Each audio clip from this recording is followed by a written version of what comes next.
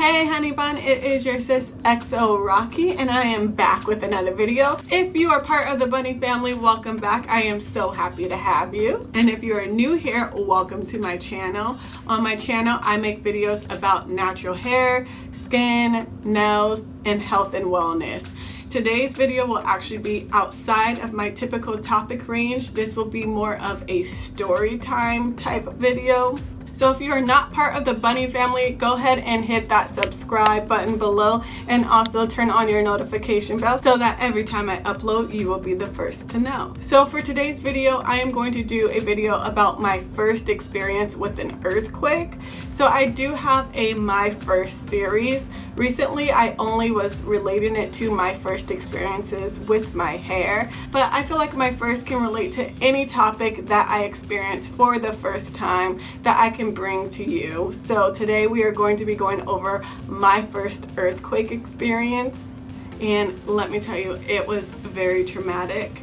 I was like frightened for my life. So we're gonna get into the nitty-gritty of that, but yes, today's topic will be my first experience with an earthquake. So let's just jump into this video. So if you have been following me for a while, you may already know that I live in California. And if you haven't been following me for a while, then you have no idea that I live in California. But there it is, I live in California. I am a California native. And also, if you've been following me on Instagram, you know more specifically, I live in the Bay Area. So I have grown up in the Bay Area. I've lived the majority of my life in the Bay Area. So I'm a California native and I am from the Bay Area. Even though I'm from California and I've lived here and there have been earthquakes in California, I have never personally experienced an earthquake.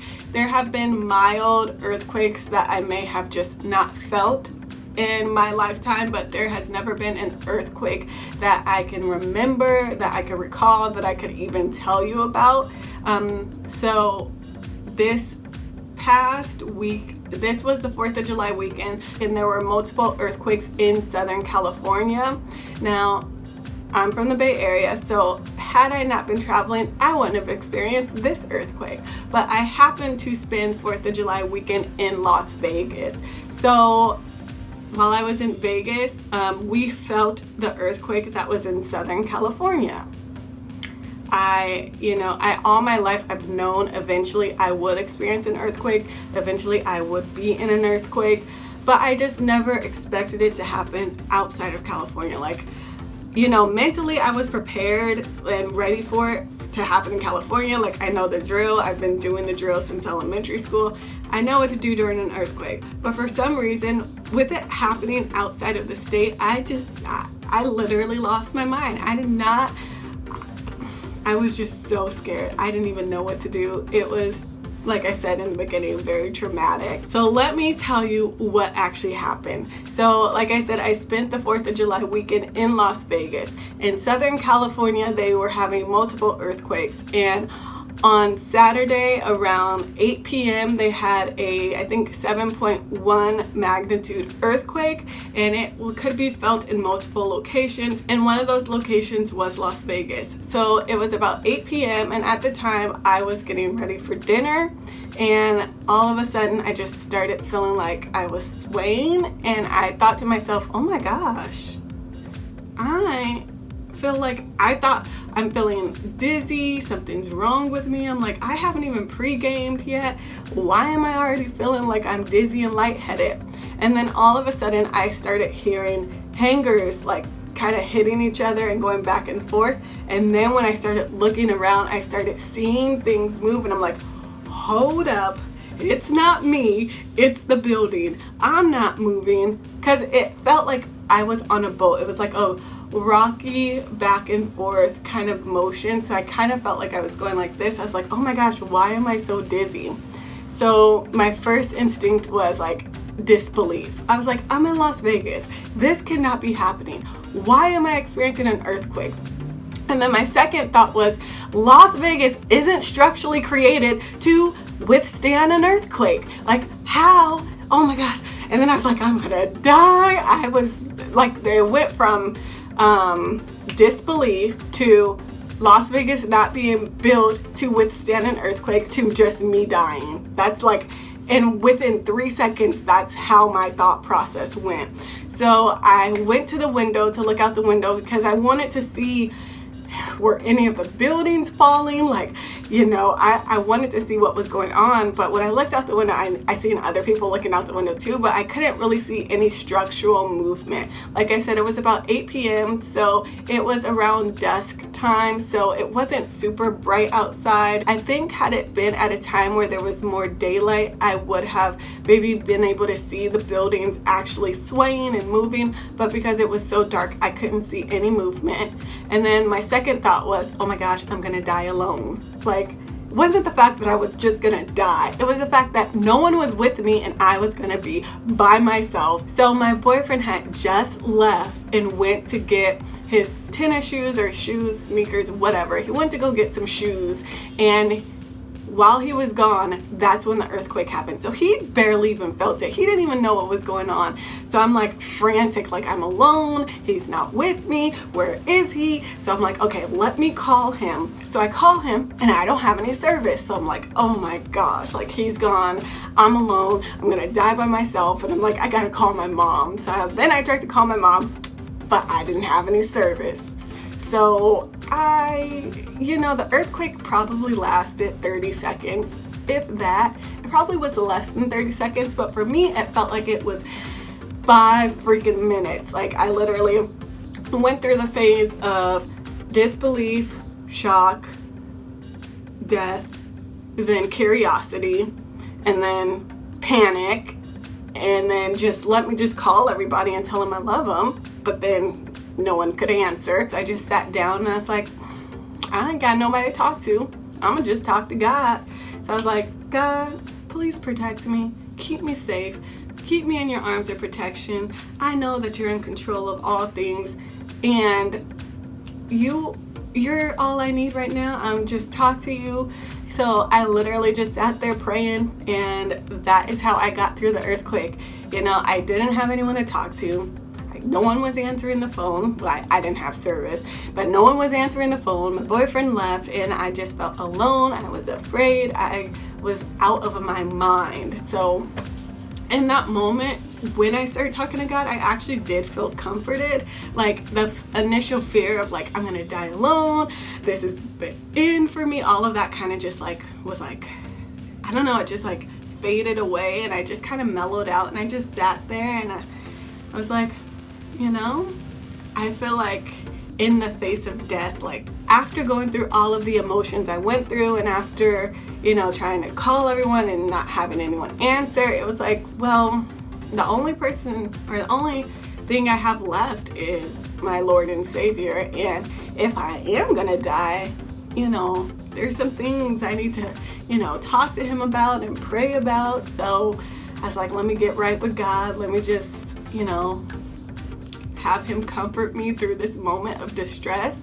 And then I feel like maybe a minute, like this is all within like 30 seconds. This is me frantically having these thoughts and making these actions all within this short period of time that the earthquake was happening, which for me felt like an eternity. But like I said, it was probably 30 seconds or less. So after the earthquake finally ended, I kind of was still in a state of shock and disbelief, and I just was frozen for a minute. And one of the things I do remember hearing was there were little kids where I was. They were in another room, but they were like, Mommy, I'm scared. And I felt so bad because I was literally losing my mind too, so I could only imagine how a child felt in that moment. So I felt really bad for them. And then of course as a parent you have to be strong, and like the mom was like, it's all okay, we're gonna be okay, calm down. I was like, oh, I would have been freaking out with them. I'm like, I'm scared too, we're just scared together, I don't know, we're just gonna have to ride this through, let's all hold hands and pray. That's probably what I would have done, because I wouldn't have been able to hold it in that moment of panic. I would have just been like, I'm afraid too, we're afraid together, let's pray. But that mom in particular kind of held her composure and was like, it's gonna be okay, everything's all right. So that was another thing that really stood out to me during that moment. So it's like one of those moments where either I think it's similar to fight or flight. Like either you're going to freak out, you're going to call on God, or you're going to just like let yourself calm down and do what you can do to control the situation. But I think in these circumstances, there is no controlling the situation, but everyone processes these type of traumatic experiences differently.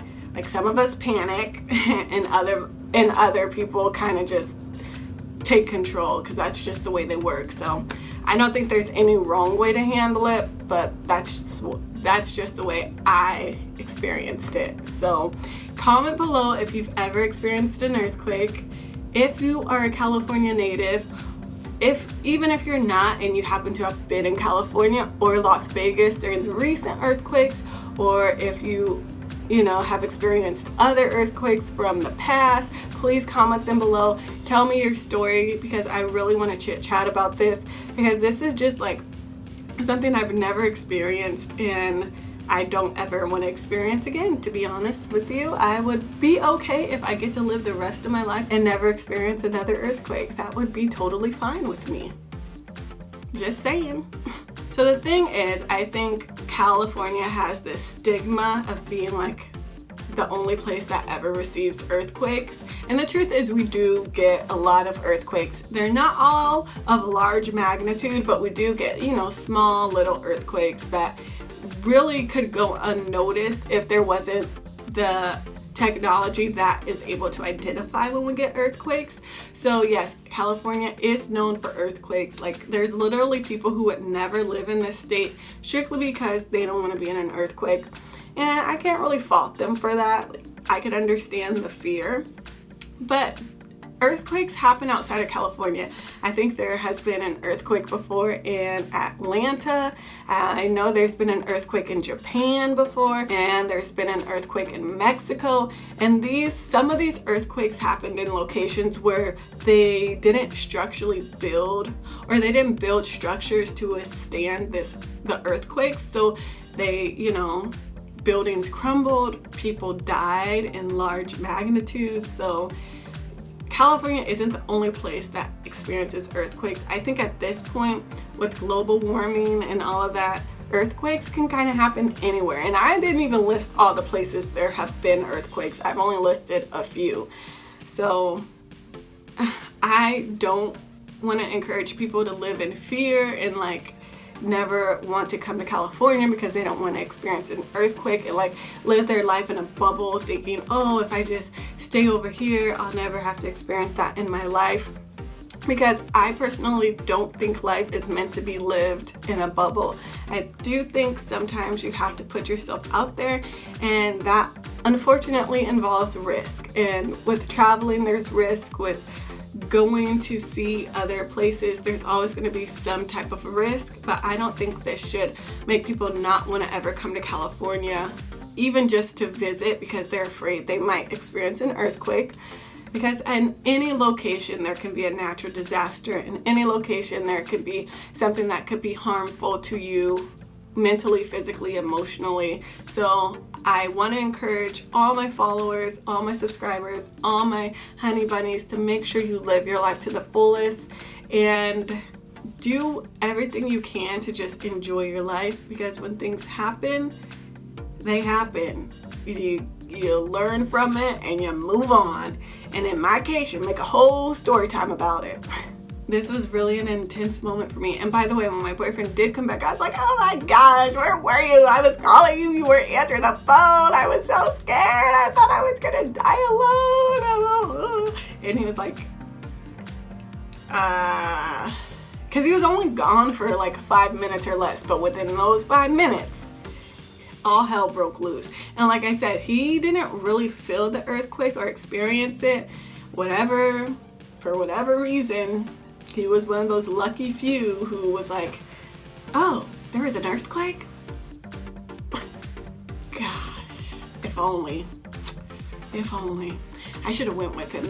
You know what? I should have went with him. I should have stayed with my man and I would have been just fine. But no, I'm just kidding. Anyways, I hope you enjoyed this story time. This is actually my first ever story time, and it's in my first series, so I think that's also very appropriate. So this was my first ever earthquake in my life. Okay, no, there have been earthquakes in my life, but I really just don't remember them, so I can't really count that as an experience. So this is my first ever earthquake, and it shook me. It really did. I hope you found this video enjoyable. I hope you had a laugh, you know, because sometimes you just gotta laugh at these things. And I hope if you have any questions, you feel free to leave them below. And if you've experienced earthquakes before as well, please comment below because I really want to hear your story.